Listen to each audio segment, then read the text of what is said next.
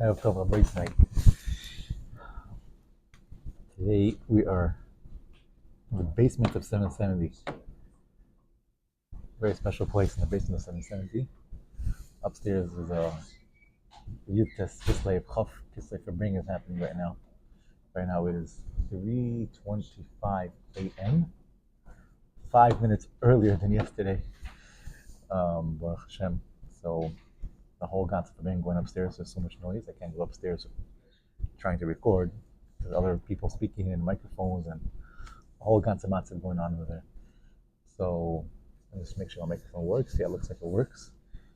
And so today's Chaf Kislev. This parak only has one page. That's it. It's one page. Turn it. That's the whole parak. I mean, technically two sides, so it's four sides altogether. Chaf Kislev. Yeah, we all know what happened in Chaf Kislev. Alter came out of jail, right? So what's the idea of Chaf Kislev? It was part of they're starting your test. It went to Chaf, and interesting story. For me, it's kind of a mystery. I don't know the exact meaning of the whole story behind the story, but if I remember correctly, the Alter Rebbe wanted that the Tanya should be printed in Yud Tes Kislev, or it should be ready in Yud Tes Kislev. And the Tanya was only ready on Chaf Kislev. So when it came to the Alter Rebbe said Chaf Kislev, Chaf Kislev, Chaf Kislev. He said 3 times Chaf Kislev, meaning he kind of like because he really wanted to be on Yud Tes. What is the reason he wanted a Yud Tes? Maybe because he went to Geula. And why did he say Chaf Kislev 3 times? I don't know. But, another part that I was hearing when I was listening to Fabringian upstairs about Hayom Yom. Hayom Yom is one of the most important svarim.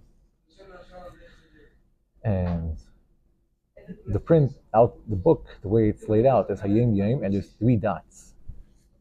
So somebody said, I think the name of Rabbi Chalakov, one of the Skidim of the Rebbe or the Fidik Rebbe, that he's supposed to translate Hayom Yom. Today is today. You have to take every day what it is and bring the Hayom Yom into Hayom. What it says in Hayom Yom, bring it into Hayom. Hayom, bring it into today.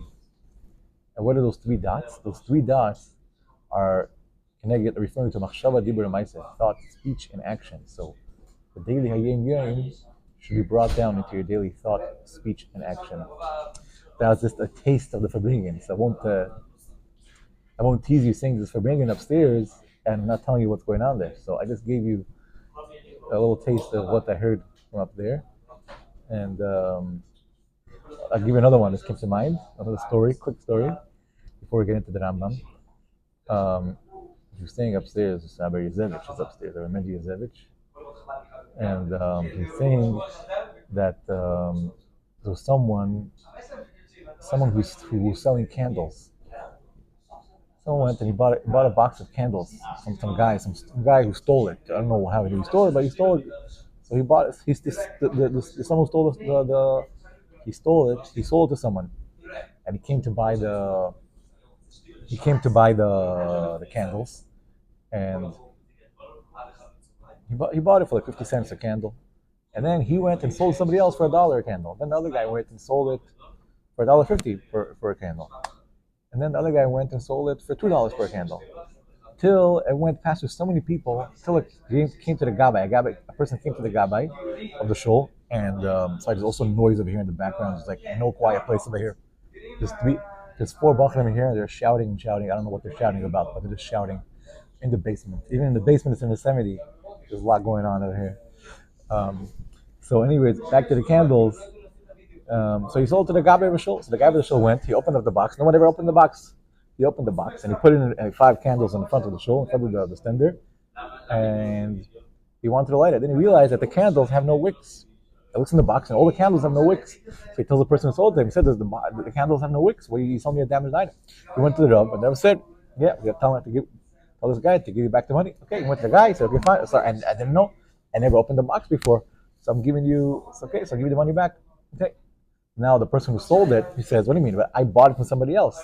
So maybe tell the other guy that I bought it from, that there was a problem, that he sold me a damaged item because I never opened the box. So he said, okay, fine. So he went to the other guy, and he also, the same story, said, I never knew there's no wicks. So he gave him back the he gave him back the money. Till it went all the way back to the original Ganev. And then the rabbi asked the Ganev, did you know that there's no wicks on the candles? He's like, of course I knew. So it's like, why did he sell it? He's like, because nobody uses candles. We just buy this candle in order to sell it to the next guy. That was the story I heard upstairs. So what did he want to learn from that? What did he learn from that? Um, where do we learn from that? Something very important. That many people come to Fabringen or whatever. He says he quoted Shalmot Charabashkin. He says Shalmot Charabashkin, every time he walks into Agri, he sees 200 cows looking at him. What does he mean? He says, compared to whenever it comes to Fabringen, I don't know how he compared it exactly. And you have people saying, oh, so that you hear what they said? Okay, fine, tell it to this guy. So when you tell the other guy, hear what they said, tell it to the other guy. Everyone's trying to transfer what they heard to the next guy, and they're not even analyzing it, they're taking it to themselves, what they says. We could go on and on. Fabringen won't finish. I'm listening. It's not a quick and cooler. So when you hear something, a good vart, a seicha, a mimer, you should take it and internalize it. Don't just think and process it. How am I going to tell to somebody else? And if saying or whatever. You have to learn how to actually make it real for you. Yeah, that was that little spot for the Fabringen. Now let's get into Perek Beis Hilchos Edut. Ma bein chakiros u'dirishos. What is the difference in chakiros and dirishos? Yeah, we spoke about yesterday that there are seven types of questions that they ask the witnesses when they come to testify. And dirishos when you cross-examine. The chakiros and dirishos. So what is the difference? So if when you cross-examine chakiros and dirishos by these seven types of interrogation or questions, if one witness could cancel out the other witness, if one witness says, yes, I know exactly what happened, and he answered to all seven examples, all seven questions, and the other person says, no, I don't remember exactly the details, so one witness can easily cancel the other witness. Let me see if we got a picture for that. Wow, there's so much noise over here. I just hope it won't be so. I hope it's not as extreme as it sounds to me. See, one guy says, I know exactly details. The other guy says, I cannot remember the details. You see what in Hebrew. Chakiris v'drishis. Two witnesses, yeah. One of them knows exactly. So one witness canceled out the other witness. That's how it is. Because what's the reason? Number one, if you don't know exactly what happened and how you're witnessing, that's number one. Another thing is, and you get to that later, that the only way a testimony could be a real testimony is if you're able to make a azama. Azama means someone says, hey, you're saying that you saw this and this in this place, but you were with us somewhere else. So there has to be a way to break the witness. There has to be an option that someone can contradict you. Now, if you're not saying anything, what's the word, substantial enough that someone can contradict you, then it's not called a witness. Yeah. In Hebrew it says, if you can't, there's no azama, then it's not called edus. Yeah. Okay. So that is the difference. That is the main difference between chakira and dirisha and bdika. I was going to say bdikas. But when you come to check someone, this is like the secondary way of checking a witnesses, which is not. It's not the main. It's not what's going to make the main difference in the testimony. It's because it's another thing which is not. It sounds like it is necessary from the previous perek, but it's not. It's not as essential as the chakira, as the real cross-examining. This is another layer of cross-examining, but it's not the main one. So b'dikas, but by b'dikas, if both of the witnesses say we don't remember, we can't remember exactly all the details, then it's okay because we're only asking them things which are like less serious. For example, was the person wearing white clothing or black clothing? I don't know. Did we get a picture for that? We got one over here. What was he wearing? Was he wearing white? What if they don't remember what clothing was he wearing? Was he wearing black? What if you don't remember? These are not things which are super important. to know what color the guy was wearing. The guy killed, the guy killed, the guy got killed. So if they both of them forgot, then there's no problem. However, if they fully contradict each other, by the bdikas, by the things which are like not as important, their edus is betela. Yeah, he's going to give an example. But the example we gave, the clothing, let's say one guy says he was wearing black, the other guy says he's wearing white, contradicting, so it falls apart. Yeah. But let's see the Rambam's example. Ketzah. Yidu shorek zeh ve'omar echad kishnachim b'shua pleinis b'chaydish pleini b'chkach b'chodesh b'rvi b'shabbos b'sheish shoyes b'yim fucking pleini harga. Yeah. He answered all seven questions. He answered. What year was it? What year of the Shemitah was it? Which month it was? What day of the month? What day of the week? What time was it? And what place it was? This guy killed him. He's talking about a capital case. Yeah. And they asked him, how did he kill? Yeah, they also asked these little details. How did he kill him? He said he killed him with a knife. And it's the same to the second witness. He answered all 7 cases and he gave all the details on how the killing occurred. But one detail he missed out. He couldn't pinpoint what time it was. He said, I can't remember exactly what time.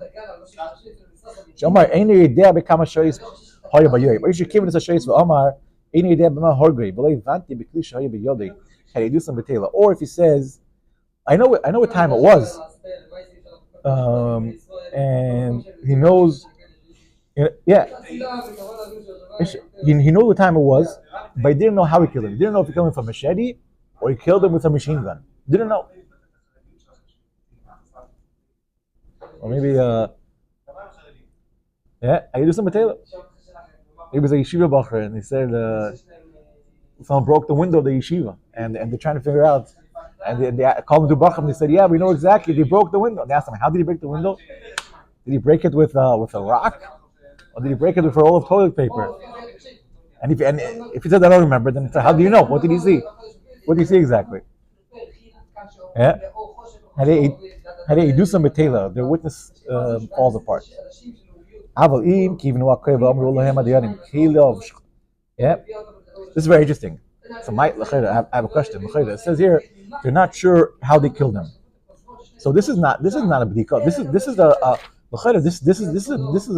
This is part of the 7, and what's connected to the 7 chakiris.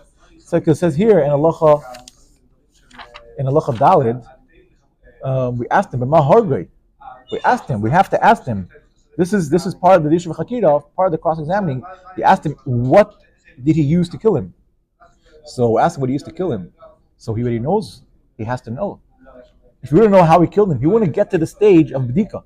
So why is Rambam saying that by the B'dika he doesn't know how he killed him? But you said earlier that you know how he killed him. You have to, otherwise you wouldn't get to the stage. That's my question. I don't know if I understood it correctly, but seemingly, why is this called a bdika? If in the Dish of Chakira, the real cross-examining, you should have known it already. So what is it? So what is the answer? What is my answer? That's what I think. I don't know. I didn't have time to look it up so much. I think the answer is that he actually said it. He said, "I saw him killing this guy with a machete, with a gun, or whatever it was." He killed him with a machete. Later on, to the secondary, the bdikas, when they asked him again, I don't know what, the question came up again, or the witness brought it up again. He says, for example, he said the hours, and he was continuing to speak. They asked him what time was it, and he said it happened this and this time, and then he said, yeah, this and this time, and he killed him. I can't remember how he killed him. So he said it kind of on his own. He brought it up again, and when he brought it up again, he contradicted himself. Or he didn't contradict himself. He just beginning he said he knew, and now he's saying he doesn't know. Okay, it's a different type of contradiction. Yeah. So that's how you get to this situation that in the B'dika you contradict the situation where you had in the Drisha. I don't want to get too much into it, but that's yeah.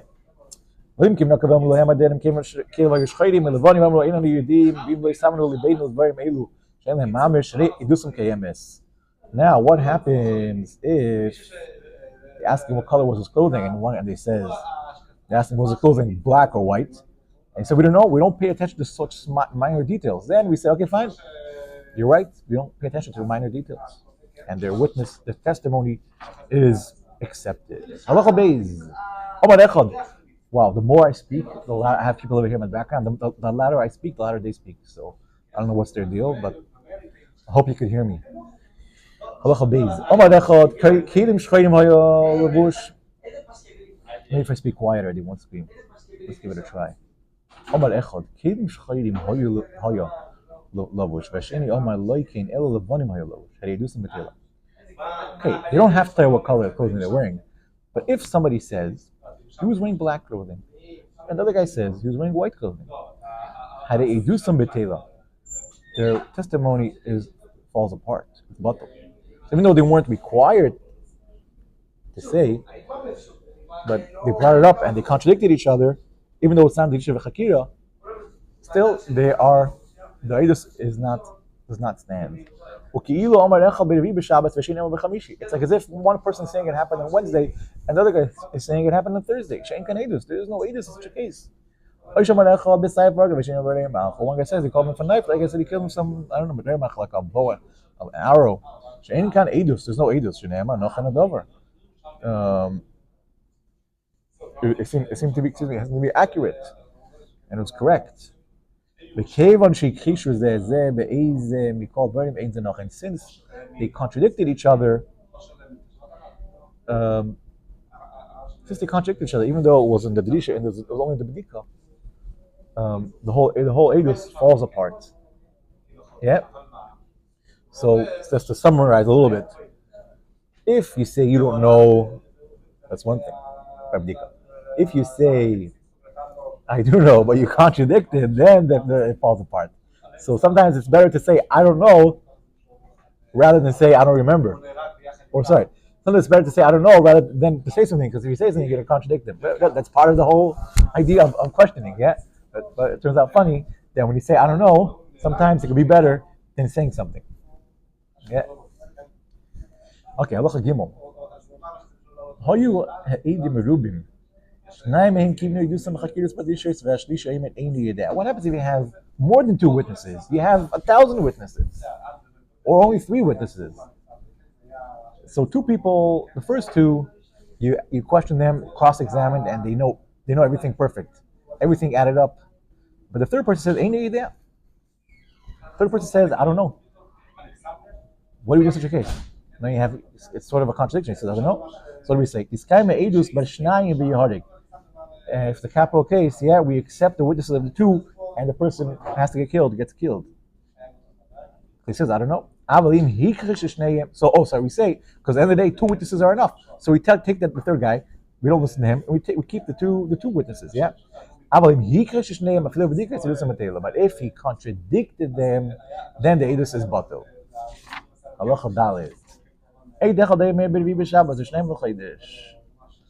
Yeah, one person says, well, I'm just going to make this quicker because this guy's making so much noise. I don't know how. The second I walked in and started recording, he just landed here. I feel like it's like a miniyas beikuvim, but we should take it the opposite. The more miniyas beikuvim, the more stronger you should go. This is the opposite of that. You shouldn't give in to distractions. The more distractions you get, and if you know you're trying to do something and you're doing the right thing, and exactly when you're doing it, somebody's coming to distract you. You should know that how much more that you should be focused on what you're trying to do, because that distraction is just trying to divert you away from what you're supposed to be doing. That's why you should completely ignore him, like it says in Tanya. Yep.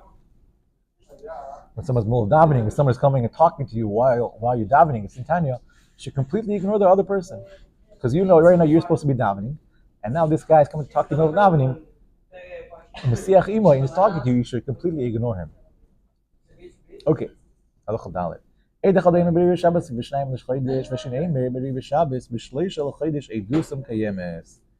what happens? The guy says, this happened, this case, the Bocher broke the window. That's good. I don't know. He didn't break the window. Somebody killed someone. It happened on Wednesday, on Beis Kislev. The person says, no, it happened on Wednesday, yeah. But it didn't happen on Wednesday, it happened on Tuesday. So they're contradicting in one day. They do some qiyamah. The witness is accepted. Why? The person who said didn't know the Chedesh Cheshvan was Ibur. So it's really base Cheshvan. He thought it's Gimel Cheshvan, but he didn't know that the last month before was extended one more day. That's why he's saying it's Gimel Kislev, but really it's base. So okay, so made a mistake. Okay, so that's a mistake that's acceptable, and we accept the testimony. This we could say this excuse until the middle of the month. אבל אחר חצי סחידש כל שם עליך בשישה עושה בחידש ושל יום בשיבה עושה בחידש אף משקים ושניים ביום אחד מהשבס ידוסם בתלה שין חצי חידש באו כבר ידעו הכל.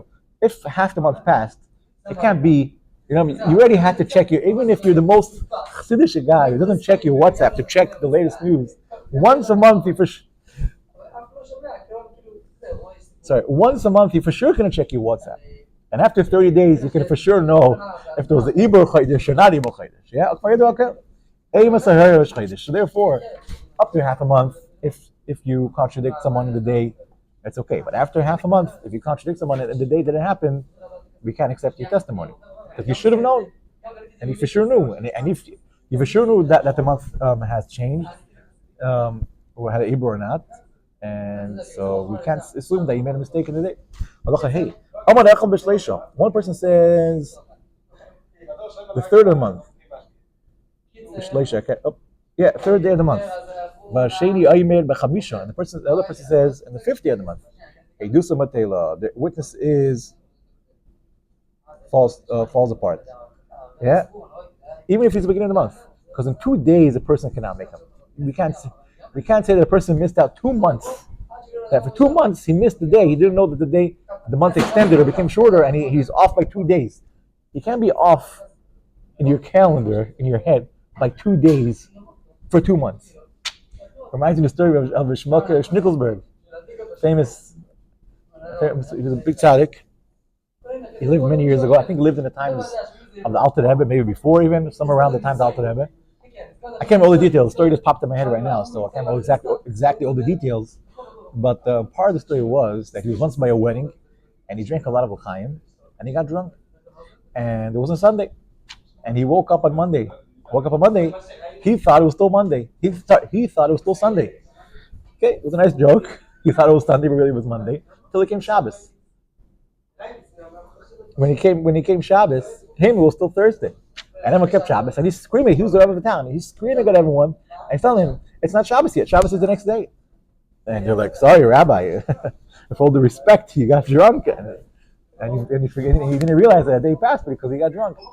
And Shmuel was stubborn. He said, no. And he was a very, very tough Rav. You couldn't convince him anything. So they didn't know what to do. Because now you have a Rav who's Mechal Shabbos. Yeah? Is it Mechal Shabbos? Yeah, he's not keeping the right days. Yeah. So they didn't know what to do. So it was decided one time. Let's go like this. Let's go. When he says it's Shabbos, let's make it as if it's Shabbos. Okay. So it's Thursday. Sorry. It's when everyone thought it was Shabbos. Everyone knew Shabbos was on Friday. He thought Shabbos was Shabbos night. He thinks that Friday night is on Shabbos. So he says, let's make as if it's Shabbos, and we'll make Kiddush with him. And we'll say, we agree with you and everything. And then during the meal, we're going to get you drunk. We don't tell them they're going to get drunk. They get him drunk, and that's the plan. They made him drunk. The whole town got dressed up for Shabbos on Friday night. They make Kiddush Friday night on Shabbos afternoon. Shabbos evening. On Mitzvah Shabbos, they make Kiddush. They got him all drunk. Again, they gave him a lot of l'chaim because he made a party. Oh, now finally everyone agrees with me. And then they woke him up by Abdullah, which was Mitzvah Shabbos. And then he said, oh, okay, you got me. He didn't realize. And I can't remember all the details of the story, but when I remember, it's a true story. It's brought down in a lot of books, a lot of holy Sfarim. And that's it. That's how they got it back to normal. So I don't know exactly how a situation a person can miss 2 days. Can be mistaken by 2 days. Maybe it was 2 days for bringing, and he slept for 2 days in a row by for bringing. Yeah.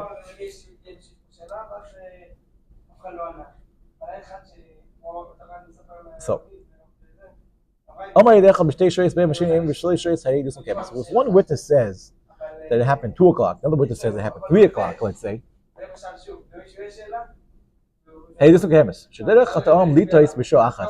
People could mistake 1 hour. 1 hour off makes it's acceptable. One person says it's 3 o'clock, the other person says 5 o'clock it happened. It doesn't betela because 2 hours a person you can't be off by 2 hours. One witness says it happened before the Netzachama, one person says it happened after Netzachama. It doesn't betela. The witness, the testimony is batal. It was only 1 hour before Netzachama. It's only 1 hour. Shadovar Nikol occurs. Such a thing when the sun rises, it's impossible to miss it. You can't mistake it. Same too if they are mistaking by shkia. Again, you can't. You know when it's night, when it's dark, so you know which time it was. You can't mistake that. Some people have a meaning to daven by nets. Why do some people have a meaning to daven by nets? What is nets? Some people will translate nets is noch tzvei, after 2 o'clock. That's not a joke. And maybe that's the reason why some people make a mistake by nets. I don't know, I'm kidding. Thank you very much. Baruch Hashem, we have completed Hilchos Edus Perek Beis. Happy, and hopefully we will see you next time by Perek Gimel.